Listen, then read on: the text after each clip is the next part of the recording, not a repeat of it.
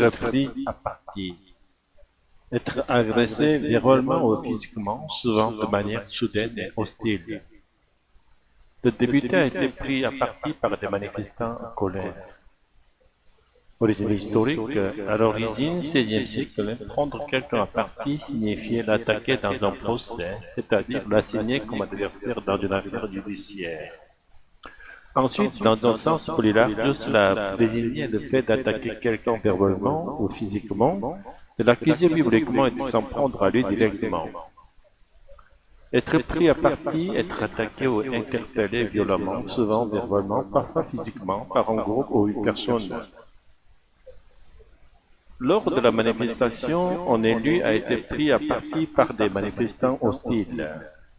On a interpellé, insulté ou agressé verbalement, parfois physiquement.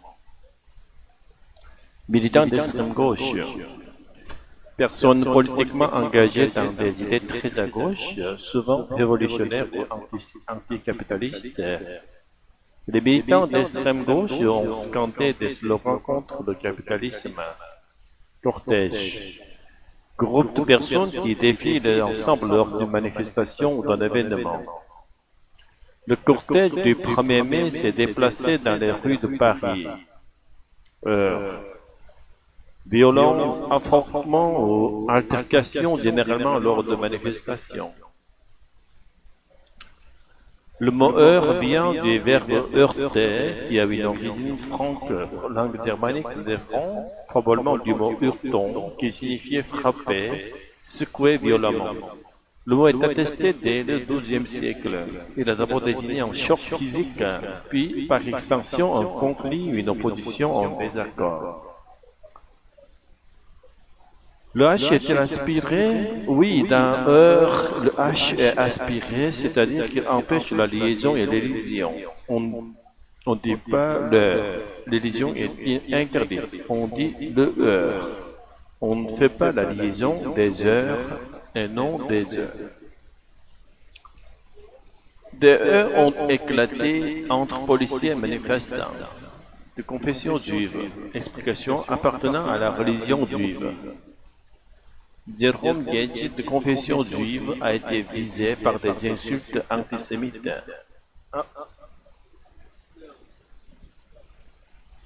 Agiter des drapeaux de manière visible, souvent pour revendiquer une identité ou une cause. Il brandissait des drapeaux rouges et noirs de la CNT. Invective. Propos violents ou insultants lancés contre quelqu'un. Le politicien a essuyé des invectives de la part de la foule. Scander.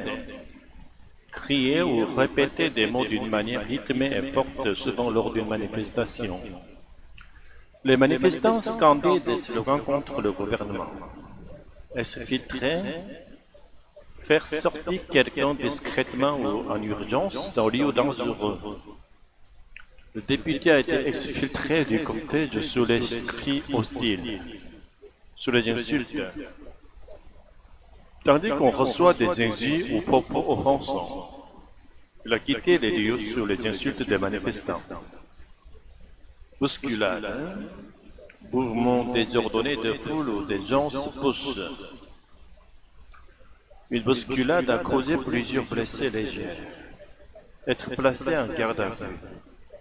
Être retenu par la police pour enquête sans être encore jugé coupable. Une personne a été placée en garde à vue après les incidents. Porter plainte. Déposer une réclamation officielle auprès de la justice.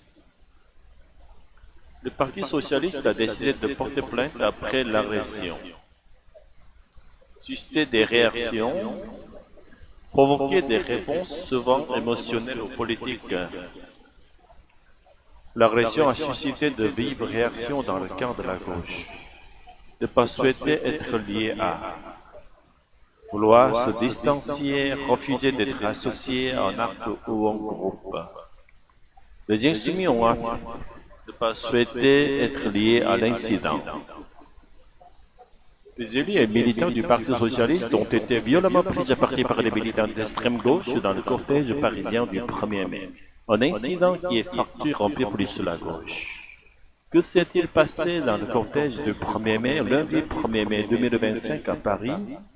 Des heurts ont eu lieu devant le stand du Parti socialiste où plusieurs élus, dont le député PS Jérôme Guedji, de confession juive, ont été pris à partie par des manifestants vers 15h30.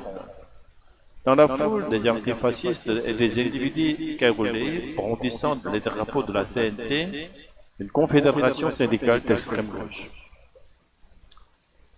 Ces groupes ont formulé des invectives contre le PS, scandant cassez-vous ou encore collabore. Quelques sionistes très vendus ont fusé à l'encontre de Jérôme Guedji et s'infiltré en dehors de la manifestation sur les insultes.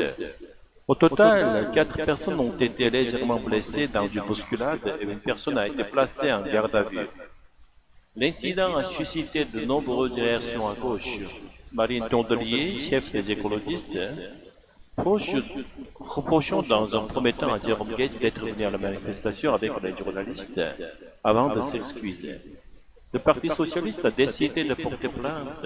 Les insoumis, par la voix de Manuel Bompard, coordinateur du parti, ont indiqué qu'ils ne souhaitent pas être liés à cet incident. La fracture. Tu as vu ce qui s'est passé au cortège du 1er mai? Oui, le stand du Parti socialiste a été pris à partie. Des insultes violentes, des bousculades, c'est grave. Jérôme Guedji a été visé, non? Oui, lui et d'autres, et lui PS, certains l'ont traité de sioniste, de vendu, de traître, une haine pure. Et ça vient de l'extrême gauche, des militants antifas de la CNT. Pas tous, bien sûr, mais dans ce cortège, certains groupes sont venus pour régler leurs comptes. Caroulés, agressifs, et ils ne voulaient pas du PS dans le balai. C'est de l'antisionisme ou de l'antisémitisme, ça. Quand on vise un élu parce qu'il est juif, qu'on insulte pour ça, ce n'est plus la critique. C'est de l'antisémitisme clair et net. Et après, on dit que c'est la droite le problème. Mais là, la gauche qui se décide, tout seul. Mariton de d'avocat accusé qu'elle était venu avec les journalistes, puis elle s'est excusée. Les insoumis, eux, ont pris leur distance. Et le Parti socialiste porte plainte. Oui, il a bien raison. Ce n'est pas juste une querelle entre militants, c'est un symptôme. La gauche devient incapable de se rassembler sans haïr. Et si on ne peut plus marcher ensemble le 1er mai, qu'est-ce qui nous reste? Juste des décombres et beaucoup de colère mal dirigée. C'est pas pareil que je comprends pas bien. On parle tout le temps d'antisémitisme, d'antisionisme et même d'antijudaïsme. C'est la même chose, non? Pas du tout. Paul, ces mots désignent des formes très différentes d'austérité, même si elles peuvent se recouper parfois. Tu veux que je t'explique avec des exemples? Je veux bien, oui, parce que moi, quand j'entends l'antisionisme, j'ai l'impression que ça veut dire contre les juifs. Alors, là, attention, l'antisionisme, à l'origine, c'est être contre le projet politique d'un État juif. Donc contre Israël en tant qu'étape fondée sur l'identité juive. Ou peut-être antisioniste sans être antisémite, mais quoi? Mais certains antisionistes franchissent la ligne rouge. Ils disent qu'ils critiquent Israël, mais en réalité, ils attaquent tous les juifs, même ceux qui ne se soutiennent pas Israël. Et là, ça devient de l'antisémitisme déguisé. Et l'antisémitisme, alors, c'est contre les juifs, point. Exactement. L'antisémitisme, c'est la haine ou le rejet des juifs, qu'ils soient religieux ou pas, qu'ils vivent en Israël ou pas. C'est basé sur des clichés racistes ou des théories du complot. Puis genre, les juifs contrôlent les banques. Parfait exemple. Ça n'a rien à voir avec la politique israélienne, c'est la haine du juif en tant que personne ou communauté.